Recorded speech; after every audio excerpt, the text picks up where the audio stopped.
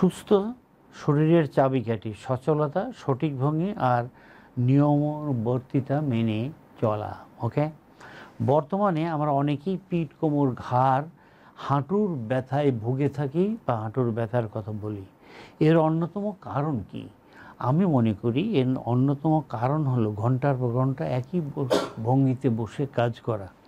ওকে, ঘন্টার পর ঘন্টা একই ভঙ্গিতে বসে থাকা বা কাজ করা, সঠিক ব্যায়াম না করা, অথবা ব্যথা শুরু হলে আমরা বিশ্রাম নেই, কিন্তু সবসময় বিশ্রামই সমাধান নয়।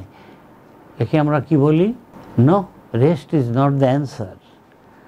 Rest is not the rest is not the answer. তো সুতরাং আপনাকে রেস্ট নেওয়া ওইভাবে যাবে না। আমরা বলবো কীভাবে রেস্ট নিতে হবে।